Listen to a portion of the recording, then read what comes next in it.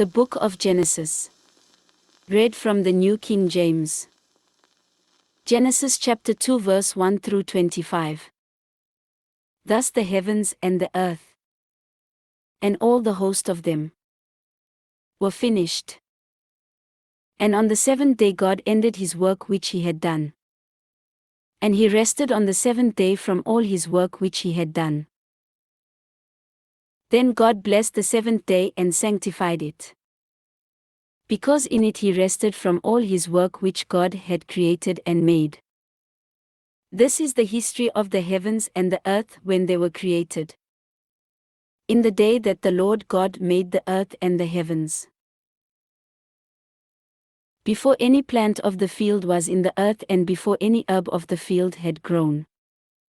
For the Lord God had not caused it to rain on the earth, and there was no man to till the ground. But a mist went up from the earth and watered the whole face of the ground. And the Lord God formed man of the dust of the ground, and breathed into his nostrils the breath of life. And man became a living being. The Lord God planted a garden eastward in Eden, and there he put the man whom he had formed. And out of the ground the Lord God made every tree grow that is pleasant to the sight and good for food. The tree of life was also in the midst of the garden, and the tree of the knowledge of good and evil.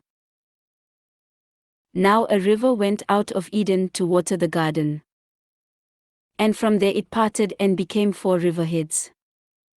The name of the first is Pishon.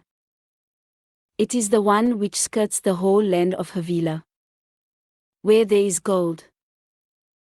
And the gold of that land is good. Bdellium and the onyx stone are there. The name of the second river is Gihon. It is the one which goes around the whole land of Cush. The name of the third river is Hiddekel. It is the one which goes toward the east of Assyria.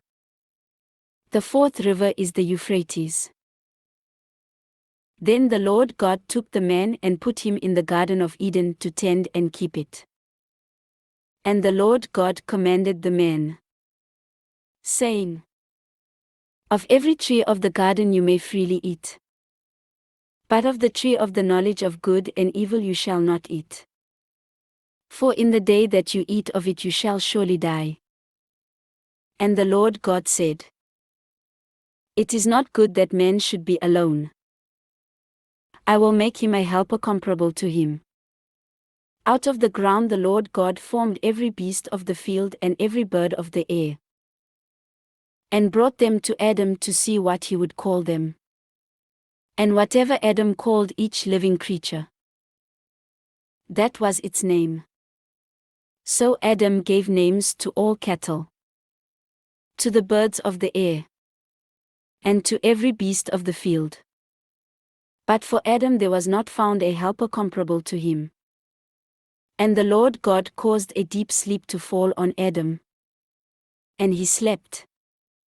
And he took one of his ribs, and closed up the flesh in its place. Then the rib which the Lord God had taken from man he made into a woman, and he brought her to the man. And Adam said, This is now bone of my bones and flesh of my flesh. She shall be called woman, because she was taken out of man.